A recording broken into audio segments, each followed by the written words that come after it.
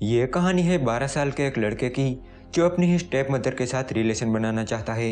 Hello दोस्तों, आज हम एक्सप्लेन करने वाले हैं 1972 में रिलीज हुई एक रोमांटिक थ्रिलर मूवी जिसका नाम है व्हाट द पीपर शो।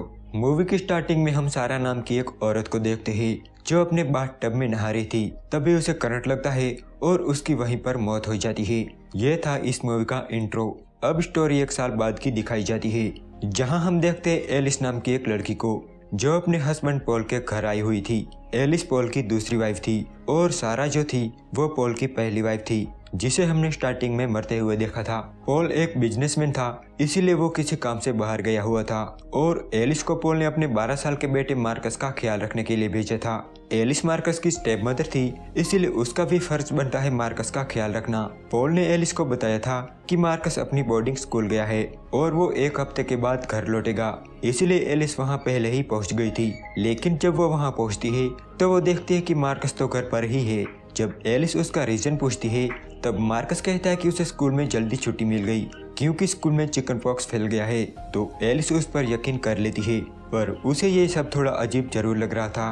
वो हैरान थी क्योंकि मार्कस एज में भले ही छोटा था पर वो ऐसी बातें करता था जैसे वो कोई बच्चा नहीं बड़ा आदमी हो। अगली सुबह एलिस को पॉल का कॉल आता है और पॉल मार्कस से बात करना चाहता था तो एलिस मार्कस को फोन देनी चाहती है। उस टाइम मार्कस बाथ टब में नहा रहा था। एलिस उसे फोन देती है और वो पॉल से बातें करता है। उसकी बात हो जाने के बाद एलिस पॉल से बातें करने लगती है। जब एलिस पॉल से बातें कर रही थी तब मार्कस एलिस के पास आता है और उसे गंदी तरह से टच करने लगता है। मार्कस का ऐसा बिहेवियर देख के एलिस हैरान हो जाती है, साथ ही उसे गुस्सा भी आता है, पर वो उसे बिना कुछ कहे वहाँ से चली जाती है। जैसे जैसे टाइम बीतता है हमें पता चलता है कि मार्कस का कोई दोस्त नहीं है, साथ ही मार्कस एक बिगड़ा हुआ लड़का होता है। एलिस उसका ख्याल रखने में कोई कसर नहीं छोड़ती, पर मार्कस अपनी ही स्टेप मदर को गलत नजरों से देखता है। कुछ दिनों बाद मार्कस के डैड अपना काम खत्म करके वापस आ जाते हैं। मार्कस और एलिस एयरपोर्ट पर पॉल को लेने जाते हैं।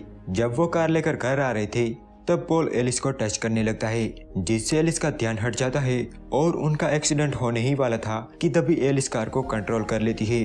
घर आने के बाद एलिस और पॉल इंटीमेट होते हैं और मार्कस बाहर खेल रहा होता है। उस शाम ये तीनों एक होटल में डिनर करने के लिए जाते हैं जहां पॉल एलिस से पूछता है कि क्या तुमने मेरी तिजोरी से पैसे निकाले हैं? तब एलिस कहती है कि नहीं, मार्कस ने निकाले थे उस टैक्सी को पे करने के लिए। ये सुन के मार्कस कहता है कि मैंने तो सिर्फ 300 पैसे से निकाले थे। तब एलिस कहती है कि तुम खुद मुझे बता रही थी कि मैंने डैड के सारे पैसे निकाल लिए।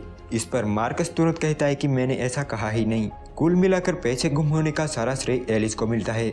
इसीलिए घर आने के बाद एलिस मार्कस का रूम चेक करती है। उसे रूम में से पैसे तो नहीं मिलते पर उसे एक फटा हुआ लेटर जरूर मिलता है।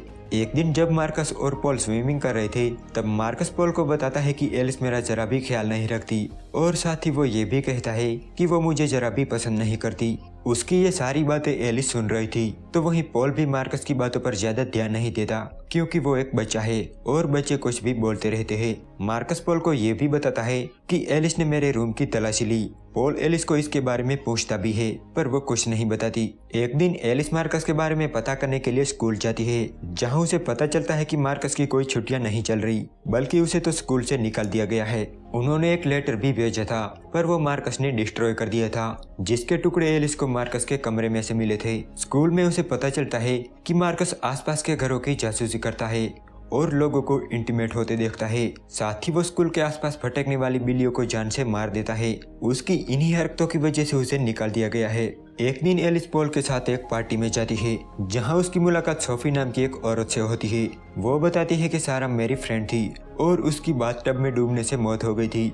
अब एलिस को ये लगने लगा था कि मार्कस ने ही सारा को मारा था। एलिस ये सब पॉल को समझाने की कोशिश भी करती है।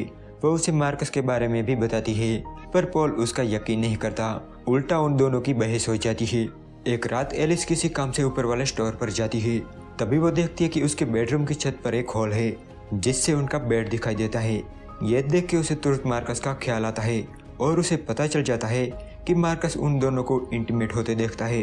तो एलिस तुरंत मार्कस के पास जाती है और उससे पूछती है कि वो उन दोनों को क्यों देखता है। तब मार्कस कहता है कि मुझे ये सब करना बहुत अच्छा लगता है। एलिस उसे पूछती है कि क्या वो सारा को भी इसी तरह देखता था। तब मार्कस कहता है कि सारा को देखने में उसे मजा नहीं आता था। वो कहता है कि वो तुम्हारी तरह हॉट नहीं थी।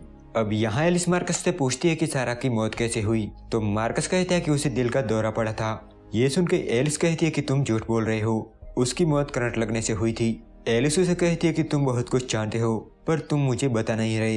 इस पर मार्कस कहता है कि मैं ये सब तुम्हें क्यों बताऊं, मुझे इसमें क्या मिलेगा। तब एलिस उसे पैसे ऑफर करती है पर वो मना कर देता है और कहता है कि उसे एलिस चाहिए। तब एलिस एक एक करके अपने कपड़े उतारने लगती है और मार्कस उसके सवालों के जवाब देने लगता है। वो कहता है कि सारा को एक हार्ट कंडीशन थी जिसके बारे में किसी को पता नहीं था। उसने ये बात पॉल को भी नहीं बताई थी। मार्कस कहता है कि उसे ये बात डॉक्टर के एक लेटर से पता चली है। तब एलिस को लगता है कि मार्कस झूठ बोल रहा है और वो उस पर बिल्कुल भी यकीन नहीं करती और वहाँ से चली जाती है। इसके बाद एलिस वो हॉल पॉल को दिखाती है पर जब वो वहाँ देखते हैं तो वहाँ कुछ नहीं था। एलिस पॉल को बताती है कि मार्कस उनके कमरे में जागता रहता है पर पॉल उसकी बातों पर यकीन नहीं करता और उसे भी अब लगने लगा था कि एलिस अब पागल होती जा रही है। लेकिन एलिस हार नहीं मानती। वो सारा की मौत पर रिसर्च करती है और उसे पता चल जाता है कि मार्कस ने ही सारा को मारा था। मार्कस ने सारा के बाथटब में खराब हीटर लगा दिया था जिससे उसे शॉक लगा और उसकी डेथ हो गई। अब इसके बाद एलिस मार्कस से और भी बातें पता करना चाहती थी, इसीलिए वो मार्कस से पूछती है कि उसने सारा को क्यों मारा।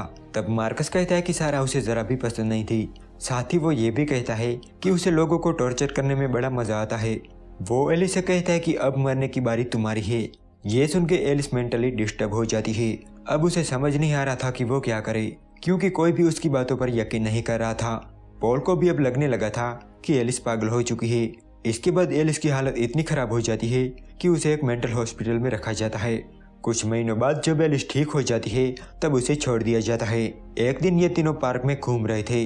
पॉल और एलिस बातें कर रहे थे और मार्कस अपने डॉग के साथ खेल रहा था। कुछ देर बाद एलिस और मार्कस मिलते हैं और सारा की मौत पर बातें करने लगते हैं। मार्कस एलिस से कहता है कि अब वो उसको नहीं मारेगा क्योंकि वो अब उसे पसंद करने लगा था। एलिस भी उसके साथ अजीब अजीब बातें करने लगती है और मार्कस को बताती है कि वो लोग पॉल को मारकर कहीं दूर भाग जाएंगे और एलिस मार्कस को एक किस भी करती है।